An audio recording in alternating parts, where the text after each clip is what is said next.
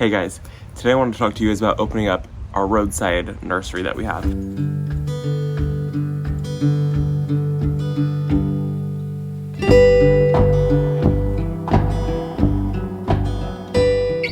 Our roadside nursery is a self-pay honor system type of nursery. It's super easy. Why does my sweatshirt look crooked? Definitely printed that one crooked. So with our nursery, it is a self-pay, it's honor system. We don't man it. We have signs up, and then we also have a security camera that does point towards it, just to kind of like deter people from stealing. And also we did have somebody steal something one time, and we were able to post the footage of the person stealing that stuff on our local Facebook group, and the people actually ended up coming back, so that was really cool. First thing that you need to decide when opening up a nursery is it going to be a honor system like we have? Is it going to be kind of like a hybrid where you kind of have somebody there? Or is it going to be fully manned? We are in an area where I live that is super heavy into agriculture, and there are farm stands all over the place. You drive 30 minutes in either way and you'll pass multiple farm stands. Each one offers something very different. I think we're the only one though that I see that is a self-pay nursery style of farm stand. And then this coming year we'll also be actually offering cut flowers, and it's all going to be self-pay. If somebody steals something, I just kind of figured they probably need it. So I'm not going to sweat over a few dollars. This is not something that I'm doing as a money maker. This is something that I'm doing more as a hobby, and I don't want to get burned out on it. I don't want to hate it. I don't want to be mad at people. This I want to enjoy, and I want other people to enjoy it. So first thing I did was we decided it's going to be honor system. I don't want to man this place. So we put up a lockbox, we put up a security camera, and we put up a sign with our Venmo, a phone number for if someone needs to contact us if there's a problem, and kind of the directions of how this little self-pay nursery works.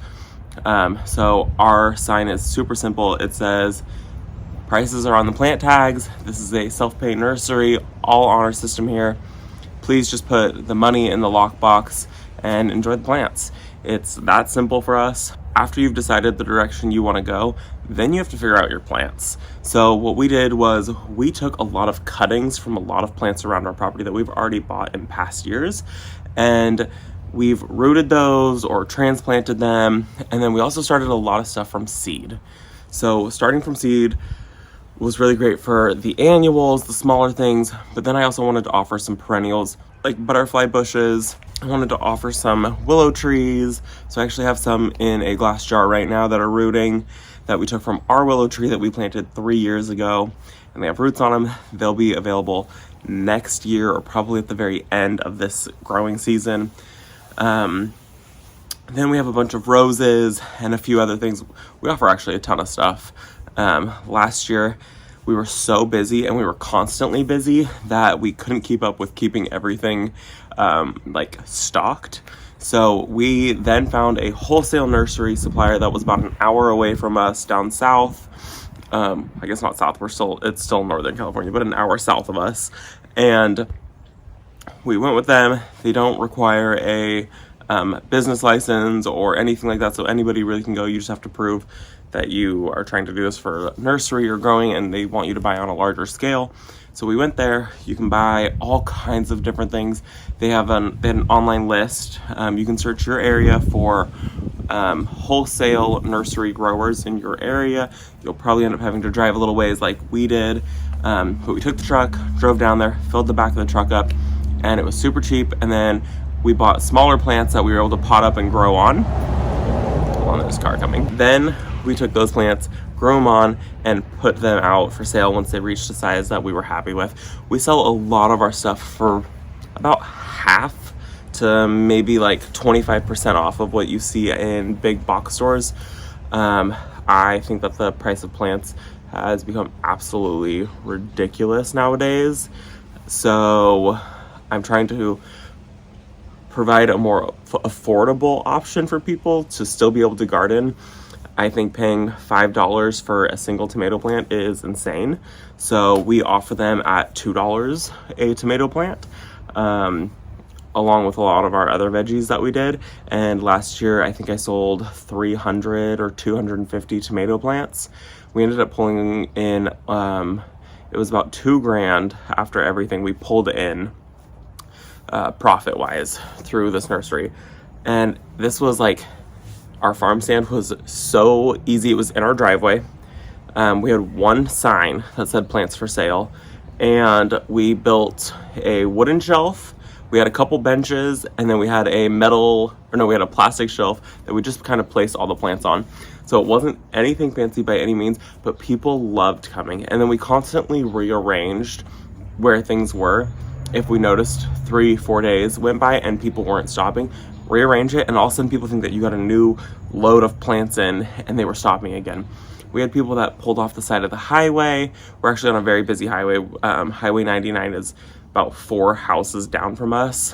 But we didn't even put a sign on the road there. We did for about a week, and I just didn't feel good about it because it wasn't our property that it was on.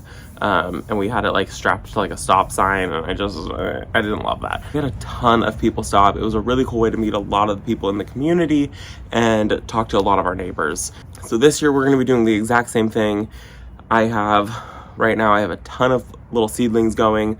I have cuttings going, and today I'm going to go take some more cuttings. I'm going to go do some Japanese anemones today. I'm going to dig those up from our garden, propagate those, and have a whole bunch of those. I really want more shade tolerant things, is what a lot of people were telling us. And a lot of people really wanted trees, which we didn't offer too many trees last year, and they sold immediately. So this year I'll be offering trees on a small scale. It still needs to fit in our driveway, and in the evening we need to park a car. We did have people that would come by at like 9 o'clock at night, so if that's something that bothers you, about hours of people coming by, then put up a sign of what hours you're open. It didn't really bother us much what time people came by. We had some person who came by at 11 o'clock at night. They were quiet, they grabbed a couple plants, put money in the box, and they left. But if that is something that bothers you, because we do it at our home, and you'll probably be doing this at your home if you're doing a roadside nursery stand or whatever it may be, put up a sign, or we could have ran a little piece of chain to block it so people don't come in with like a closed sign. That would have been super easy to do, but we didn't. We weren't worried about it. One of our bigger costs in this was plastic containers. I was shocked at how expensive brand new containers were, and shortly after buying a few of them, I decided no, I'm not going to be buying brand new plastic containers for this nursery. That's just going to hike my prices up even more.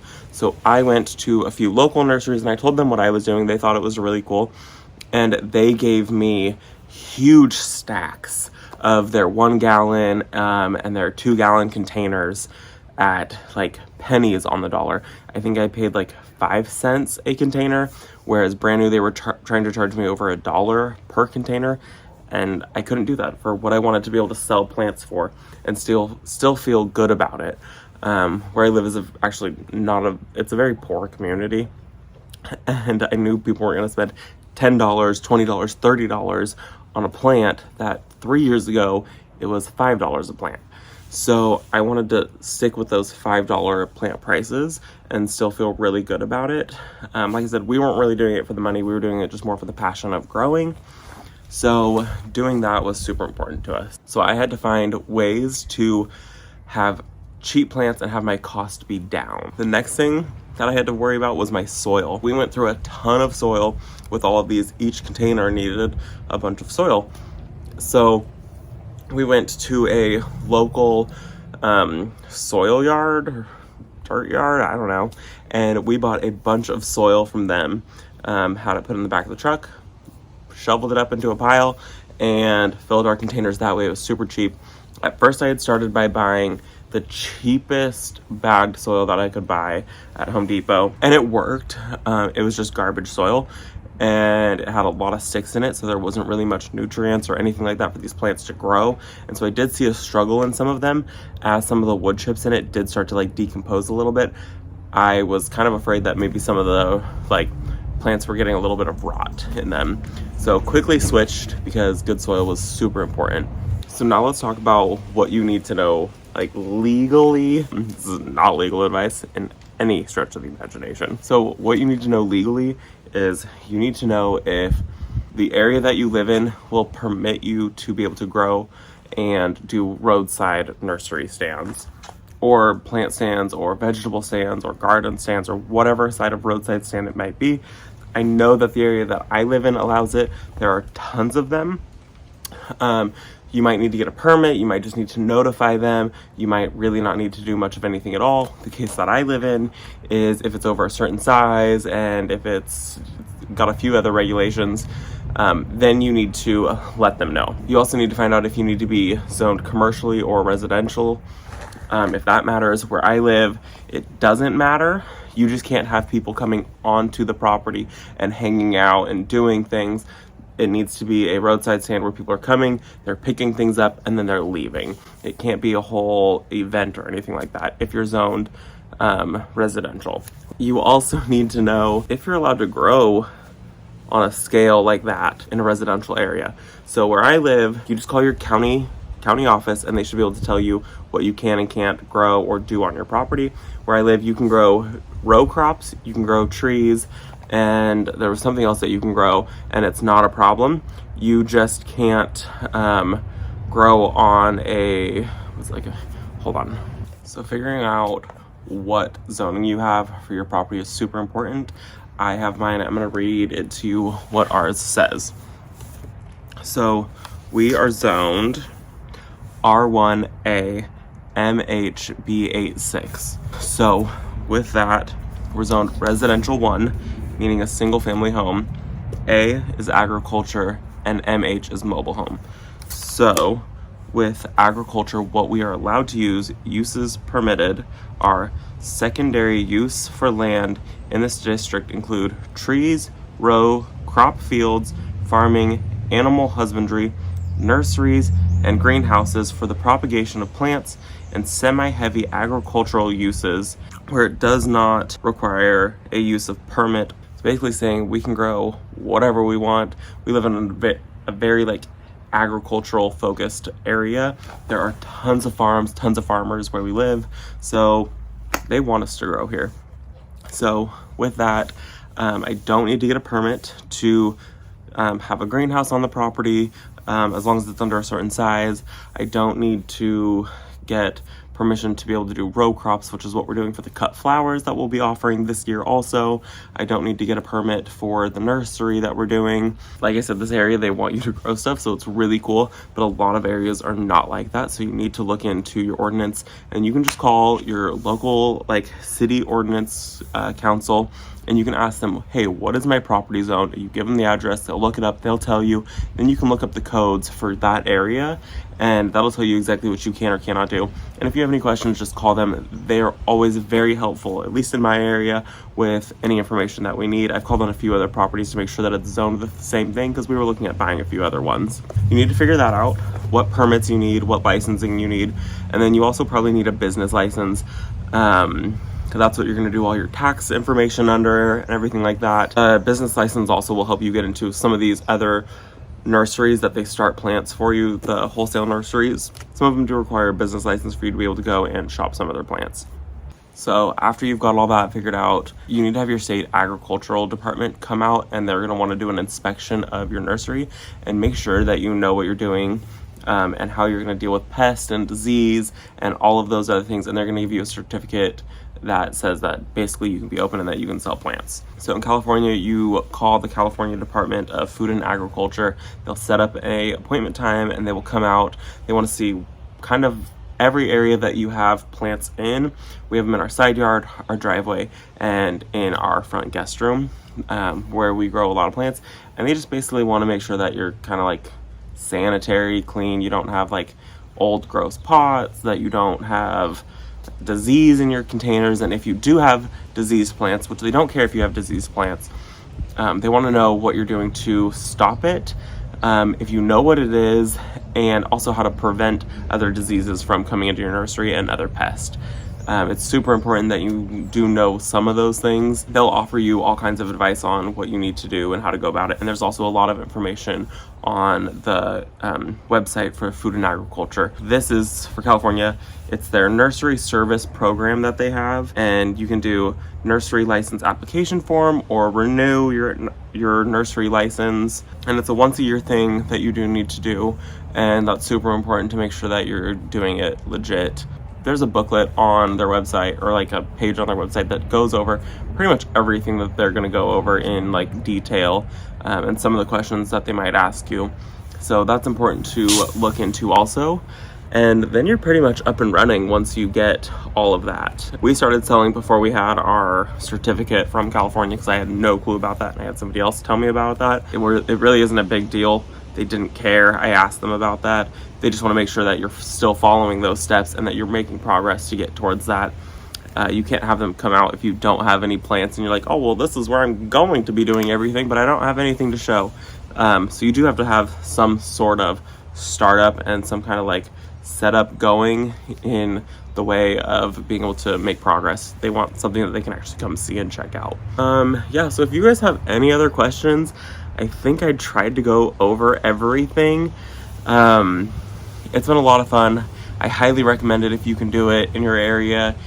We are only open for a short window of time through the growing season, pretty much from like early spring, so we'll probably be opening up here pretty soon, to like middle of summer. Once it starts getting in the 100 and 115 degrees, we do a massive clear out sale. Things are like $1 a piece. I want all of these plants gone. I'm not watering them 3 times a day. I have a day job, and things were starting to look a little bad in the heat when they're only getting watered like a little bit in the mornings, and we don't have any shade, so we just cleared everything out, and honestly it makes it so much more relaxing and enjoyable to only do it for a few months of the year.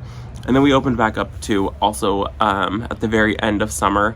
We had a good little stockpile of plants also that we didn't really get rid of. So we opened back up, and that wasn't nearly as busy because it's the start of fall, end of summer. Nobody's really buying too many plants. So if you guys have any questions, let me know. Drop them in the comments below.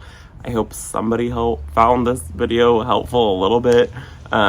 These were all the questions that I had no clue what I was doing, where I needed to start. And so I felt this video might help somebody out. So yeah, thanks for watching, guys. I'll see you in the next one. Bye.